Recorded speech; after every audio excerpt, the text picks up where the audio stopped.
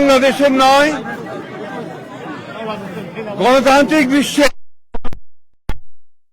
একজন রাজনীতিবিদ যিনি গণতন্ত্র প্রতিষ্ঠার জন্য তার সমস্ত জীবন উৎসর্গ করেছেন, সেই মহান নেত্রী, বাংলাদেশের গণতন্ত্রের জন্য সংগ্রাম করা আপসীর নেত্রী, অনন্য সাধারণ ব্যক্তিত্ব সম্পন্ন মহিলা, দূরদৃষ্টি সম্পন্ন, প্রজ্ঞা সম্পন্ন একজন নেত্রী, যিনি গণতন্ত্রকে উদ্ধার করবার জন্য সংগ্রাম করেছেন এবং নির্যাতিত হয়েছেন, সেই অসাধারণ নেত্রী দেশনেত্রী বেগম খালেদা জিয়া আর আমাদের মাঝে নেই। আপনারা সবাই জানেন যে এই নেত্রী দীর্ঘদিন তার রাজনৈতিক জীবনের প্রায় সমস্ত অংশটাই তিনি গণতন্ত্রের জন্য সংগ্রাম করেছেন এবং গণতন্ত্রের মূল্যবোধগুলোকে প্রতিষ্ঠা করবার জন্য তিনি আজীবন কাজ করে গেছেন। 3 বার প্রধানমন্ত্রী হয়েছেন। যখন প্রধানমন্ত্রী হয়েছেন তখন গণতন্ত্রকে প্রাতিষ্ঠানিক রূপ দেওয়ার জন্য তিনি কাজ করেছেন, জনগণের উন্নয়নের জন্য কাজ করেছেন। আর যখন বিরোধী দল ছিলেন তখন তিনি একইভাবে সেই গণতন্ত্রকেই প্রাতিষ্ঠানিক রূপ দেওয়ার চেষ্টা করেছেন।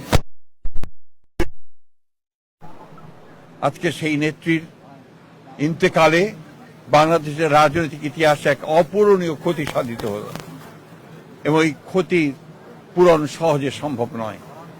আজকে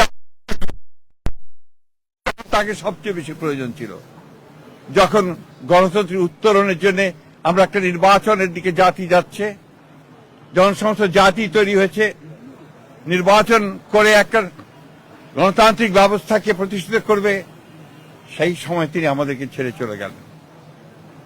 আমরা এই শোক, এই বেদনা আমাদের পক্ষে ধারণ করা খুব কঠিন। তারপরেও আমরা এই শোককে শক্তিতে রূপান্তরিত করতে চাই। আমরা দেশনেত্রীর নির্দেশিত যে পথ, সেই পথকে অনুসরণ করে বাংলাদেশের গণতন্ত্রকে আমরা একটা প্রাতিষ্ঠানিক রূপ দিতে চাই এবং সেই পথকে লক্ষ্য করে আমরা আগামী নির্বাচনে অত্যন্ত সুষ্ঠু অবাধ নির্বাচন অনুষ্ঠানের মধ্য দিয়ে বাংলাদেশে গণতন্ত্র প্রতিষ্ঠা করতে চাই। সেই নেত্রী আজকে অসংখ্য লক্ষ কোটি মানুষকে কাঁদিয়ে চলে গেছেন। আগামীকাল তার জানাজা অনুষ্ঠিত হবে, দাফন হবে। জানাজার জন্য আমরা স্থায়ী কমিটি সিদ্ধান্ত নিয়েছি যে আগামীকাল দুপুর 2টায় পার্লামেন্ট ভবনের দক্ষিণ প্লাজায় যে মাঠ এবং বাণিজ্য অ্যাভিনিউ, এই পুরো অংশ জুড়ে আমাদের নেত্রীর জানাজা অনুষ্ঠিত হবে। এই জানাজা পড়াবেন আমাদের জাতীয় মসজিদের খতিব, অর্থাৎ বাইতুল মুকাররমের খতিব। আর এই জানাজায় যে সঞ্চালন করবেন, পুরো বিষয়টাকে যিনি সঞ্চালন করবেন, তিনি হচ্ছে আমাদের জাতীয় স্থায়ী কমিটির সদস্য জনাব নজরুল ইসলাম খান। এরপরে আমাদের স্বাধীনতার ঘোষক, বহুদলীয় গণতন্ত্রের প্রবর্তক, বাংলাদেশের আরেক কিংবদন্তির নেতা, যাকে রাখাল রাজা বলে এই দেশের মানুষ, তার মাজারে, তারই পাশে আমাদের এই মহান নেত্রীকে সমাধিস্থ করা হবে, দাফন করা হবে।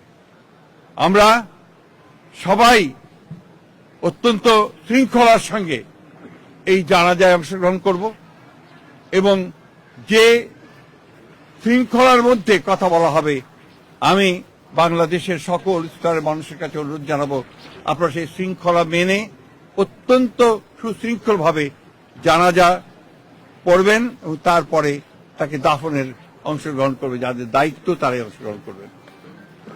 অনুরোধ থাকবে আপনাদের কাছে যে আপনারা কেউ এই নিয়ম ভঙ্গ করে শুধুমাত্র ছবি তোলার জন্য সামনের দিকে এগিয়ে যাবেন না এবং ব্যাহত করবেন না এই পুরো কর্মসূচিকে।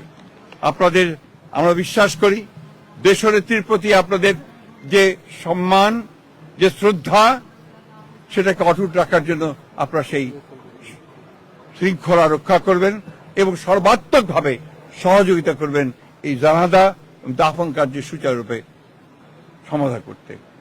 সবশেষে আবারও পরম করুণাময় আল্লাহ তাআলার কাছে এই দোয়া চাই যে আল্লাহ তাআলা তাকে যেন বেহেশত নসিব করেন। আমাদের ভারপ্রাপ্ত চেয়ারম্যান জনাব তারেক রহমান, তার জ্যেষ্ঠ পুত্র, তাকে যেন তিনি সেই শক্তি দেন যে এই যে দায়িত্ব পালন করবার শক্তি যেন তাকে দেন, তার পরিবারকে সেই শক্তি দেন এই শোককে সহ্য করবার জন্য। আসুন আমরা আজকে সবাই এই শোককে শক্তিতে রূপান্তরিত করে বাংলাদেশ জাতীয়তাবাদী দলকে একটা অপ্রতিরোধ দল হিসেবে গড়ে তুলি, বাংলাদেশকে সত্যিকার অর্থেই একটা গণতান্ত্রিক রাষ্ট্র হিসেবে আমরা প্রতিষ্ঠিত করি। সবশেষে আবারও আপনাদেরকে ধন্যবাদ জানিয়ে আপনাদের সকলের সহযোগিতার জন্য, বিশেষ করে এবং আপনারা জানেন যে ইতিমধ্যেই সরকারের তরফ থেকে 3 দিন শোক দিবস ঘোষণা করা হয়েছে, আগামীকাল ছুটি ঘোষণা করা হয়েছে এবং আপনারা ইতিমধ্যে জানেন যে প্রধান উপদেষ্টা তিনি বাণী দিয়ে কথা বলেছেন, আপনাদের সামনে, জাতির সামনে কথা বলেছেন এবং সেজন্য আমরা সর্বাত্মক সহযোগিতার জন্য আমরা সরকারকে ধন্যবাদ জানাচ্ছি। সেই সঙ্গে দলের পক্ষ থেকে আপনারা জানেন যে 7 দিনের শোক ঘোষণা করা হয়েছে। এই 7 দিন আমাদের কালো পতাকা আমরা ধারণ করব, কালো ব্যাজ ধারণ করব, কালো পতাকা উঠবে প্রত্যেকটি কার্যালয়ের, আমাদের দলীয় কার্যালয়ে, এবং প্রত্যেক কার্যালয়ে দোয়া পড়া হবে, কোরআন তেলাওয়াত হবে। এই বিষয়গুলো আপনারা সবাই পালন করবেন। আমরা আবারও সকলকে সহযোগিতা করার আহ্বান জানিয়ে আমরা আজকে শেষ করছি। আসসালামু আলাইকুম।